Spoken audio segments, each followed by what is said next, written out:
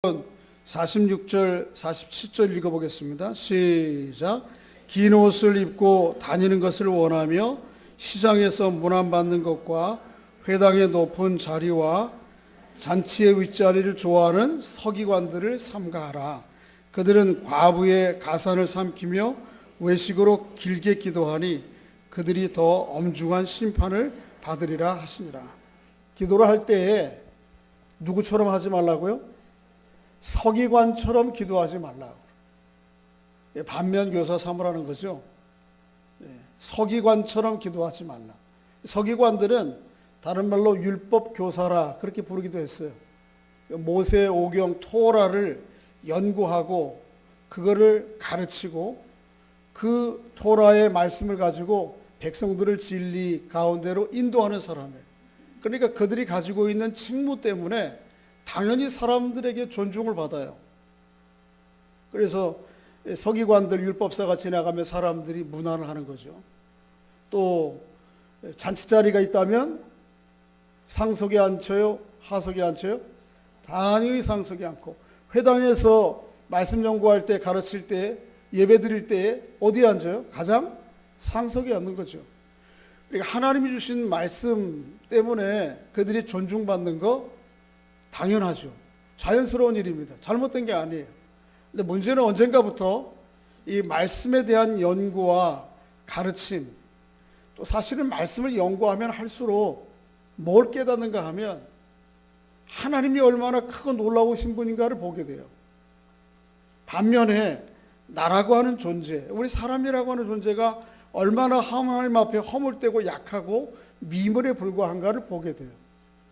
하나님의 말씀을 더 깊이 접하면 접할수록 자연스럽게 그 사람에게는 겸손함이 있을 수밖에 없어요. 하나님의 놀라우신 하나님에 비해서 나의 아이 초라하기 끝이 없는 이 성령의 은혜 가운데 그 말씀의 빛으로 나시를 비추어 보면 얼마나 내가 참 보잘것없는 존재인가를 깨닫고 하나님 앞에 그리고 사람들 앞에 겸손할 수밖에 없죠.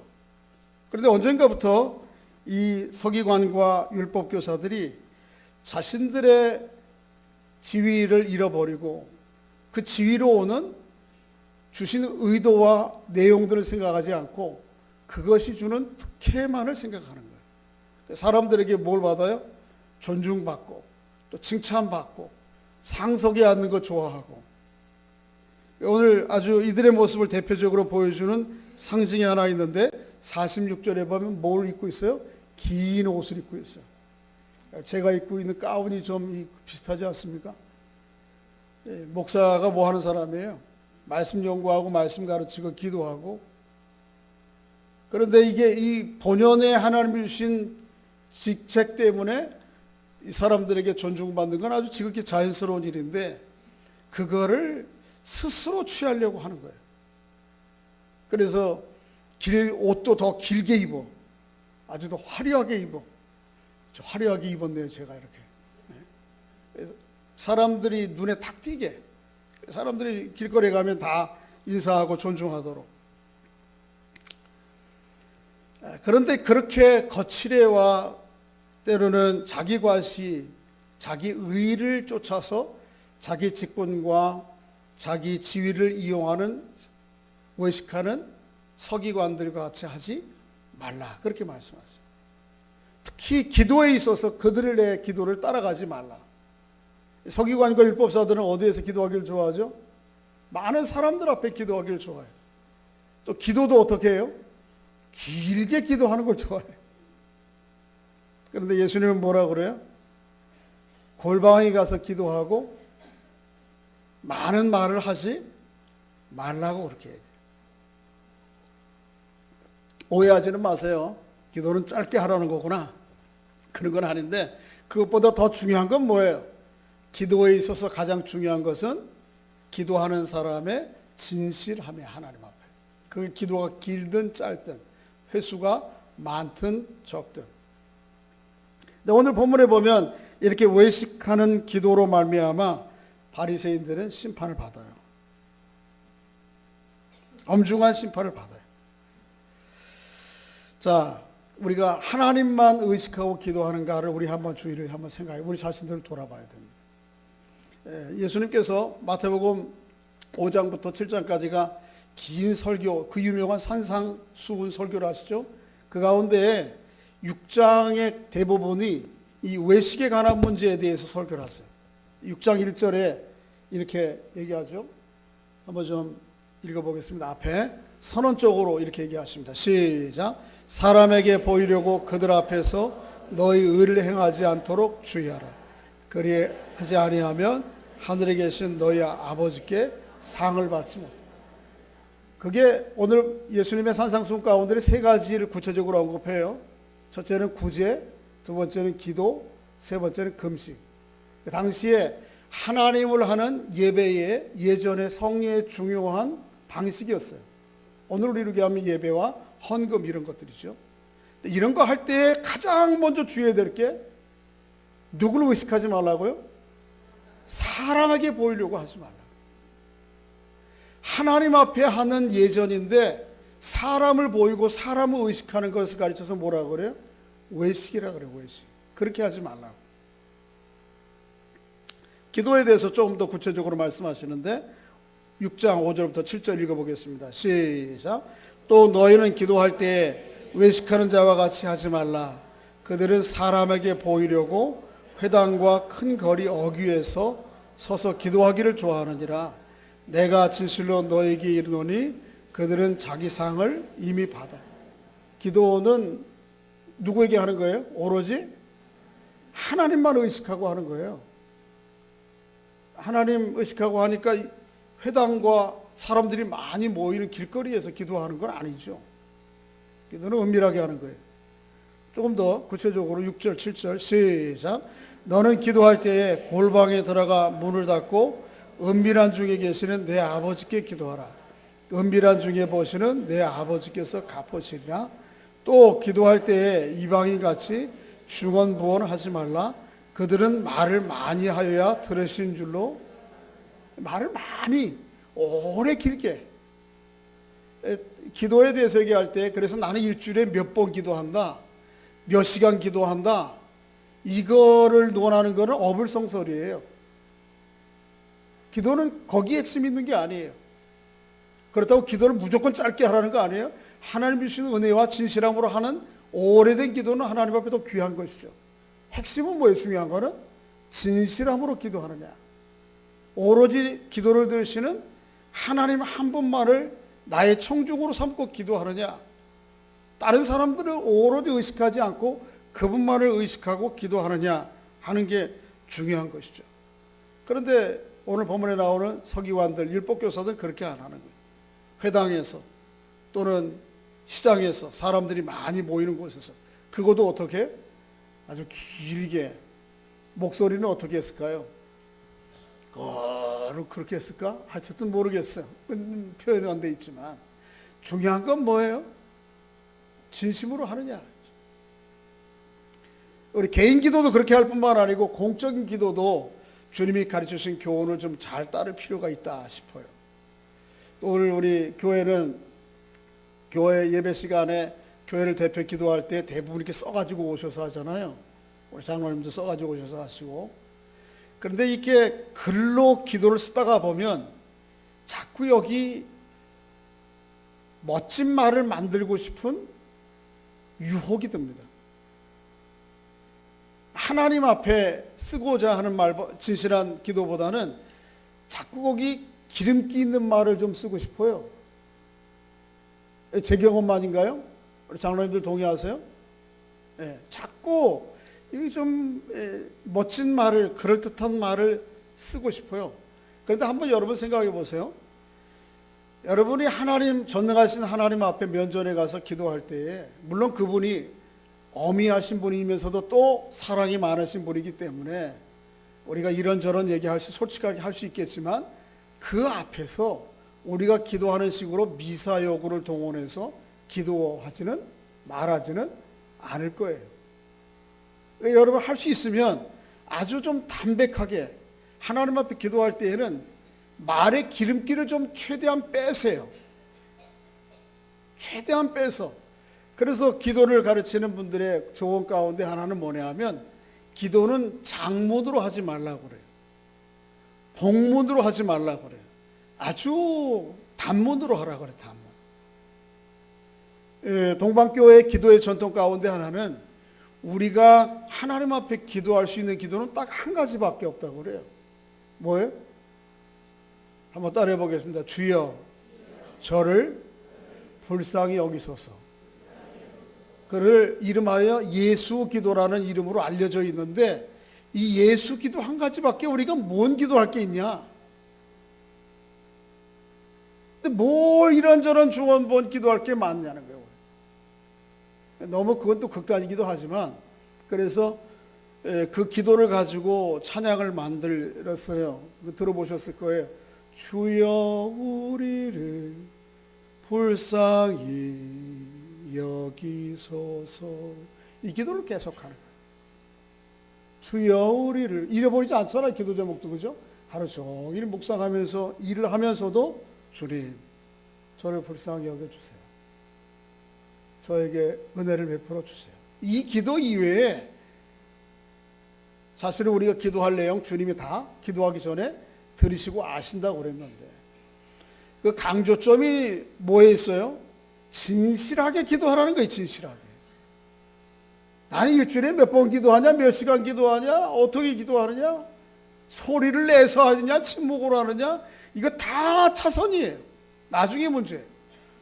중요한 건 뭐예요? 오로지 내 기도를 들으시는 분이 하나님이신가? 나의 청중은 딱 한 번밖에 없다라고 기도하는 거예요. 여기 올라오셔서 대표로 기도하다 보면 그 하나님만 의식하기 전에 또 다른 사람들을 의식해요. 우리 목사님에 대해서 또 어떻게 기도해나. 그렇다는 말을 좀 쓰고 싶고 우리 장로님 권사님들을 위해서 또 기도할 때 또 쓰고 싶어. 자꾸 그러다 보면 참 기도를 받으시는 하나님은 오간데 없고 누구만 있어요 거기? 자꾸 사람들만 동원된단 말이에요. 그러지 마시고 오로지 기도를 들으시는 분은 누구밖에 없어요?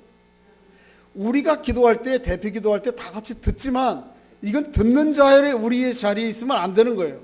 우리도 다 앞에서 나오는 기도하는 사람의 기도에 따라서 뭐 하는 사람이에요? 기도하는 사람들이에요. 그래서 전혀 무시해야 돼요. 회중은 오로지 기도를 들으신 분이 누구? 내용도 그렇고 어턴도 그렇고 거기 동원되는 말들도 그렇고 하나님 앞에 진실하게 기도하는 것이 무엇보다 중요한 기도의 핵심이라는 것을 늘 잊지 않고 놓치지 않으시면 좋겠습니다.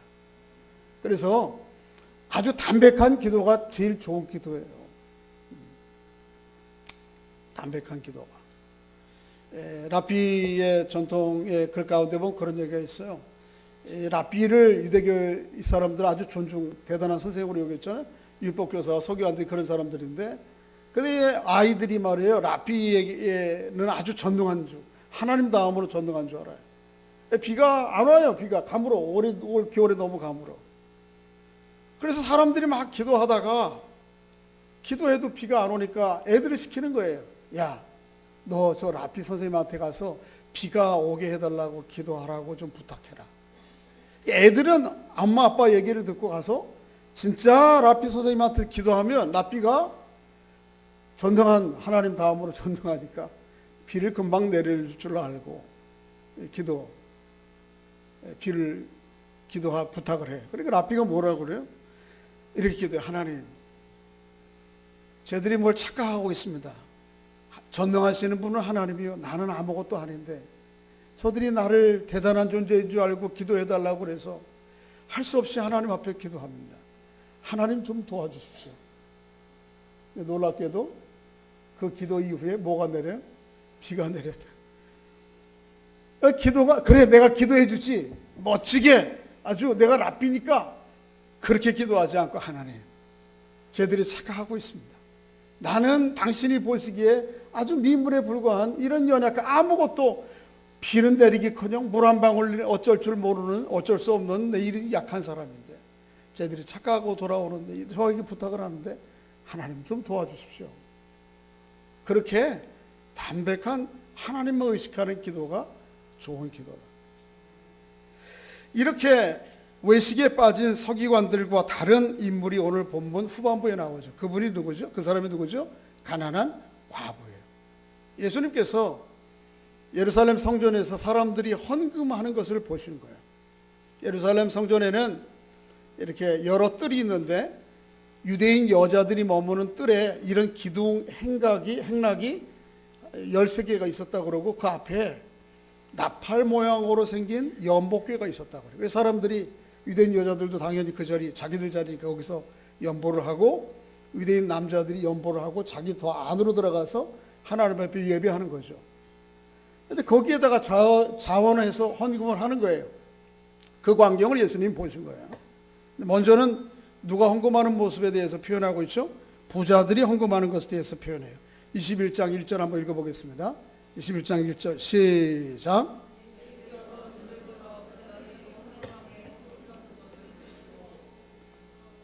계속해서 또 어떤 가난한 과부가 두 렙돈 넣는 것을 보시고. 자 보세요. 본문 당시에는 돈이 동전밖에 없었어요. 지폐가 없었어요. 그러니까 돈이 많은 사람들은 이 나팔 모양으로 생긴 헌금함에다가 돈을 입구에다 갖다 놓으면 주르르 철컥 그런 소리가 날 거 아니에요.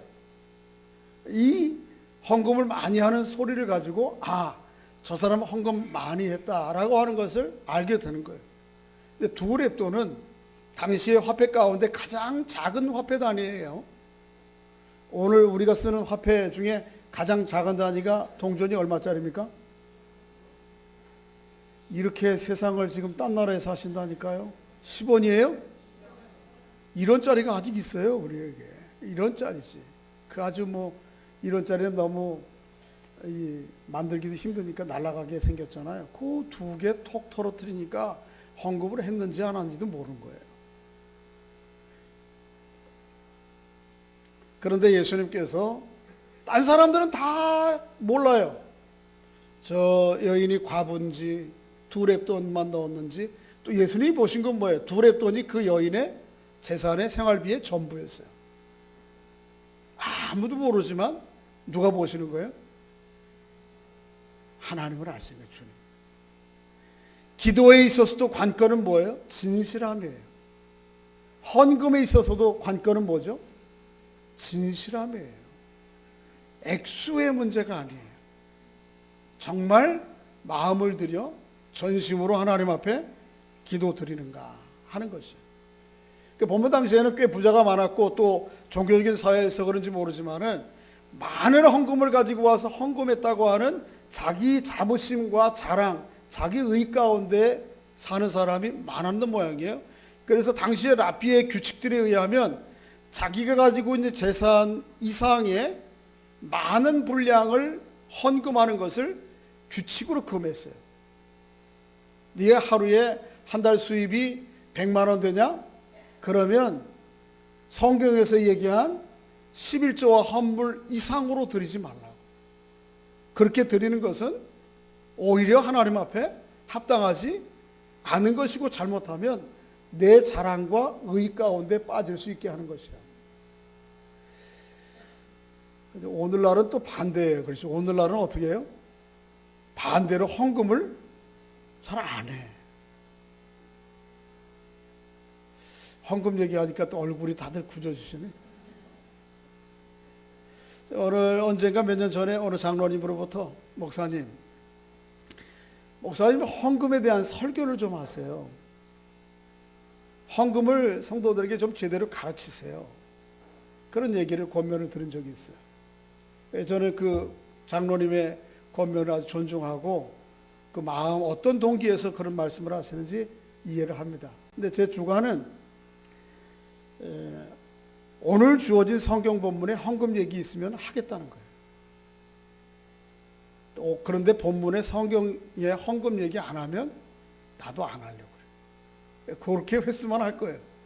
그래서 제가 아마 헌금 설교를 작년에 헌금 설교한 적 있습니까? 자랑은 아닌데 기억이 많지 않은 것 같아요. 어쨌든 저는 성경에 나오면 하겠다는 거예요. 오늘은 그러니까 성경에 헌금 얘기 나오니까 해야지. 그러니까 어쩌다가 한번 하는 건데 그렇게 얼굴을 딱 붙여가지고 저를 쳐다보십니다. 오늘 문제는 뭐냐 하면 헌금을 너무 안 하는 거예요. 법문 당시 사람들은 너무 헌금을 많이 해서 그것 때문에 자기의와 자랑에 빠지는 사람이 이 외식의 문제였는데 오늘은 반대로 너무 안 하는 거예요. 자, 고린도 후서 9장 7절 11절 한번 읽어보겠습니다. 어떻게 헌금해야 되는지 사도 바울이 이렇게 우리에게 말씀하세요. 시작. 각각 그 마음에 정한 대로 할 것이요 인색으로나 억지로 하지 말지니 하나님은 즐겨내는 자를 사랑하시느니라. 너희가 모든 일에 넉넉하여 너그럽게 연보함은 그들이 우리로 말미암아 하나님께. 헌금은 어떤 기준으로 해야 되는 거예요? 마음에 정한 대로 해야 돼요. 자기의 믿음의 분량대로 하는 거예요. 억지로 할 건 아니에요. 그러나 인색함으로 해서는 안 돼. 억지로 하면 안 돼. 즐겨내세요. 좀 넉넉하게 하세요. 너그럽게 하세요. 법문 당시 사람들은 헌금을 너무 많이 해서 그것 때문에 문제가 생겨서 그걸 규칙으로 만들었는데 오늘은 하나님 앞에 헌금하는 우선순위를 두질 않아요. 좀 제가 정확한 판단인지 모르지만 그래도 앞선 세대들은 어려운 시기를 지나면서 그래도 하나님 앞에 뭔 소리야 헌금해야지. 그리고 살기 힘들어도 오늘 본문에도 보면 가난한 과부도 어떻게 하나님 앞에 헌금하는 거 우선순위를 가지고 하잖아요. 그런데 우리 다음 세대들은 안 해. 잘 안 해. 안 하는 게 아니고 뭐 이것도 하고 저것도 해야 돼. 자신들을 위해서 쓰는 거 보면 제가 볼 때 과감하게 써요. 너무 이제 앞선 세대하고 다음 세대를 구분하는 것 같아서 죄송한데 다 그렇진 않아.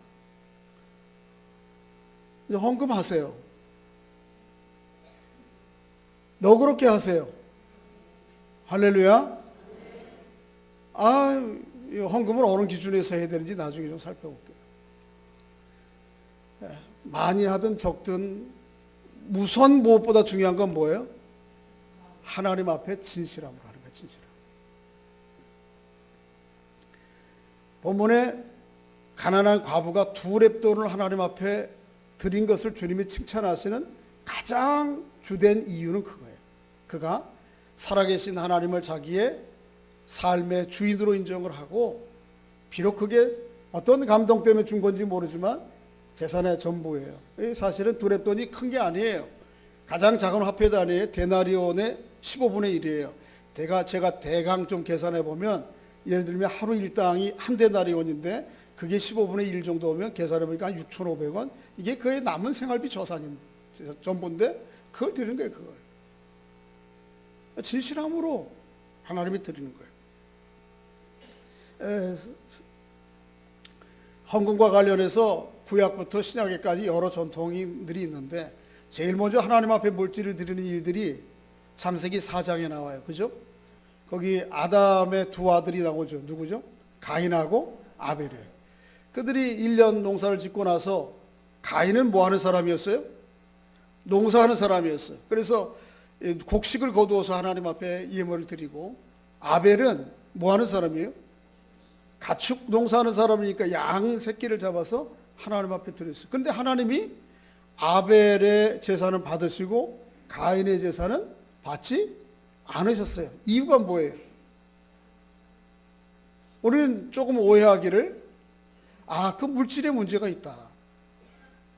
어린 양은 나중에 어린 양으로 비유되는 예수 그리스도를 상징하기 때문에 하나님은 그거 기뻐 받으시고 땅의 소산은 받지 않은 것이다. 그렇게 생각하기 쉬워요. 물질에 문제가 있다고 생각하기 쉬운데 사실은 그게 아니에요. 성경을 좀 더 자세히 읽으셔야 돼요. 창세기를 한번 읽어보겠습니다. 4장 4절 5절 이유가 뭔지 시작. 여호와께서 아벨과 그의 제물은 받으셨으나 가인과 그의 제물은 제물의 문제예요? 사람의 문제예요? 사람의 문제예요. 아벨의 제물 얘기하기 이전에 누구의 이름이 먼저 나와요? 아벨과 그의 제물이에요. 가인의 제물 얘기하기 전에 뭐가 나와요?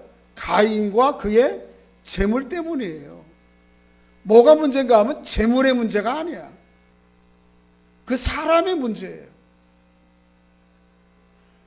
똑같은 교훈을 사도 바울이 마케도니아 교회가 헌금한 내용들을 칭찬하면서 고린도후서에서 이렇게 얘기해요. 한번 읽어보겠습니다. 8장 5절 시작.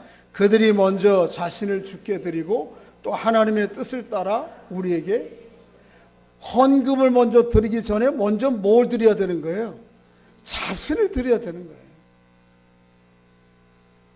그 사람의 진실함과 존재가 들어있지 않은 헌금은 아무리 많아도 하나님 받으시는 거 아니에요. 반대로 비록 두랩돈과 같이 아주 하잘것없는 물질이라도 전심으로 마음을 들여 자신을 들여 드리는 헌금은 하나님이 어떻게 하는 거예요? 기뻐하시고 귀하게 여기시는 거예요. 그렇게 헌금할 수 있는 여러분과 제가 될 수 있기를 바랍니다. 기도도 헌금도 뭐예요? 마음이에요. 중심이에요. 진심으로 드리세요. 진심으로. 이왕 헌금 얘기 나왔으니까 헌금을 어느 정도 기준으로 드려야 되는가? 다 마음으로 드린다고 그랬는데 구약부터 신약까지 내려오는 큰 전통은 뭐냐 하면 헌금의 기준이 있어요. 그게 말라기 3장 8절에 나오는 것처럼 11조와 헌물이에요. 이게 일반적인 기준이에요. 그 꼭 기준을 딱 못 맞췄다고 도 큰일 나는 것도 아니고 그거 넘었다고 큰일 나는 것도 아닌데 아주 일반적인 기준은 11조와 헌물. 11조는 뭐예요? 내 수입의 소득의 얼마? 10분의 1을 하나님 앞에 드리는 거예요. 그리고 또 다른 감사한 내용이 있으면 감사의 물도 드리고 또 뭐 주일헌금도 드리고 이런 다른 기타 헌금도 드리는데 아주 기본적으로는 11조와 헌물. 종종 우리 젊은 사람들이 어제 저녁에 저한테 어느 목사님이 문자가 왔어요. 밤 10시 넘어서. 목사님 후배인데 제가 뭐 나이 몇 살 더 먹었다고 질문하는 거예요. 우리 청년 하나가 이런 문자를 보내왔는데 어떻게 대답해야 되겠습니까? 내용은 뭐냐 하면 11조는 구약의 규칙이고 전통이지 신약의 백성들인 우리에게 11조가 무슨 의미가 있느냐? 꼭 11조를 드려야 됩니까, 목사님? 또 11조를 드리는 것도 거기 부과된 질문은 뭐냐면 꼭 다니는 섬기는 교회 드려야 됩니까? 이렇게 대답을 아직 못했어요. 밤에 늦게 문자를 와가지고 그냥 보고 그냥 잤어요. 이후에 해야 되겠는데. 그래서 사람들이 그런 생각할 수 있어요. 신약 시대에 11조는 의미가 없다. 그렇게 주장하는 또 요새 인터넷상도 많고 사람들이 있는데 이에 대해서 예수님께서 어떻게 말씀하시는지를 봅시다. 마태복음 23장 23절 한번 읽어보겠습니다. 시작. 화 있을진저 오해식하는 서기관들과 바리새인들이여 너희가 박하와 회양과 근처의 11조는 들이되 율법에 더 중한 바 정의와 긍휼과 믿음은 저버렸도다. 그러나 이것도 행하고 저것도 버리지 말아야 할지. 여기 이것이라고 하는 게 뭐죠? 가깝게 있는 요거를 얘기하는 거예요. 정의와 긍휼과 믿음. 저것은 뭐예요? 이건 11조를 얘기하는 거예요. 11조를 비롯해서 모든 구약의 성례에는 그 정신이 하나님의 정의를 실현하고 하나님의 사랑을 실현하고 하나님을 신뢰하는 믿음의 표현으로서 드리는 것이라고 하는 내용이 들어있어요. 이 내용을 빼버리고 형식적으로 기계적으로 11조만 드리는 것은 합당하지 않다는 거예요. 근데 주님 뭐라고 하세요?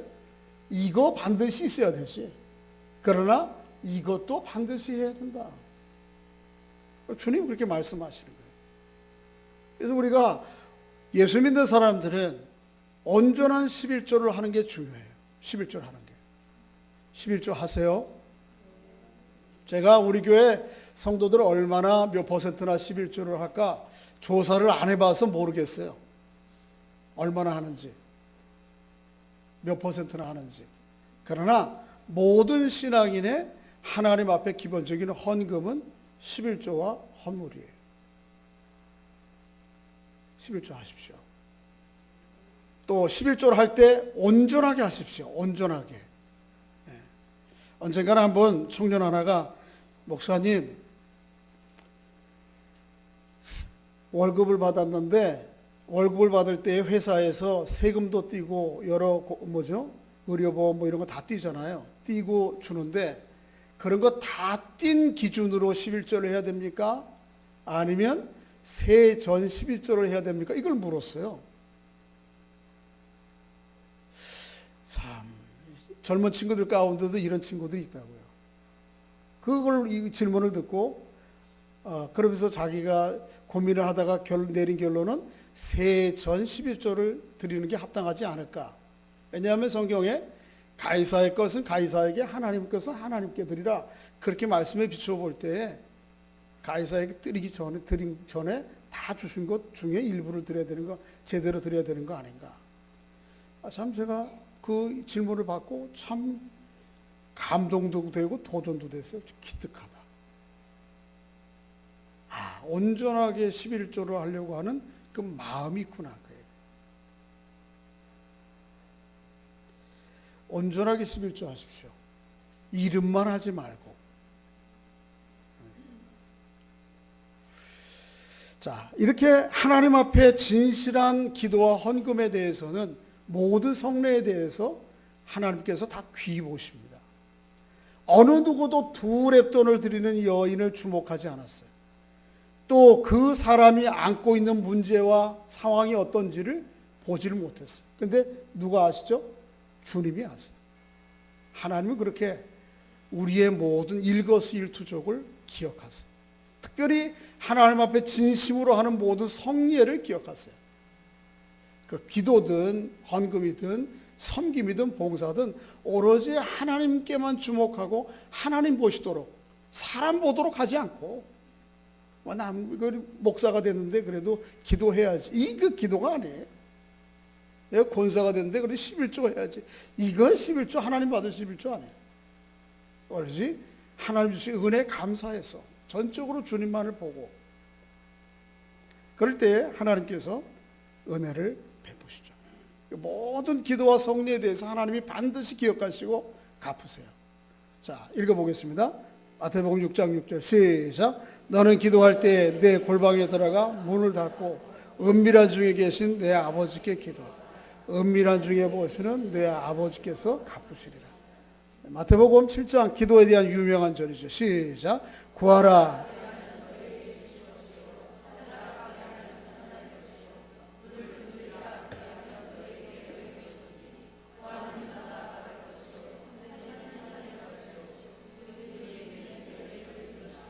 너희가 악한 자라도 좋은 것으로 자식에게 줄 줄 알거든 하물며 하늘에 계신 너희 아버지께서 구하는 자에게 좋은 것으로 주시지 않다. 하나님 반드시 기억하시고 좋은 것으로 주십니다. 말라기 한 절 더 읽고 마치겠습니다. 시작. 만군의 여호와가 이르노라 너희 온전한 11조를 창고에 들여 내가 하늘 문을 열고 너에게 복을 쌓을 것이 없도록 붙지 아니하라. 하나님은 반드시 전심으로 진심으로 하나님 앞에 하는 모든 성례에 대하여 그게 기도든 헌금이든 봉사든 하나님 보십니다. 반드시 보답하십니다. 내가 기대하는 방식, 내가 기도하는 때가 아니더라도 하나님은 허투루 받으시지 않으세요. 그런 하나님을 신뢰하십시오. 그리고 하나님 앞에 온전한 성례를 임하는 여러분과 제가 될 수 있기를 주의 이름으로 소원합니다. 기도, 헌금, 하나님 앞에 얼마나 고귀한 성례예요. 그런데 잘못하면 그것 때문에 책망받고 심판받을 수 있어요. 온전한 기도, 하나님만 의식하는 온전한 성례 통해서 하나님 관계가 더 깊어지고 하나님 주시는 은혜 가운데 풍성히 거하는 여러분과 제가 될 수 있기를 바랍니다. 기도를 많이 하면 자주 하면 할수록 하나님과 더 긴밀한 교제의 삶이 일어나요. 헌금도 또 그런 거예요. 모두 성례가 그걸 매개로 우리 하나님과의 만남이 있는 거예요. 교제가 있는 거예요. 동행이 있는 거예요. 그런 것들을 통해서 점점 그분과 가까워지고 풍성한 삶을 살아갈지언정 오히려 그것 때문에 점점 멀어지고, 진실한 기도로 주님과 더 깊고 아름다운 관계를, 또 진실한 성례로 하나님 앞에 더 풍성한 은혜를 누리는 여러분과 제가 될 수 있기를 주의 이름으로 축복합니다.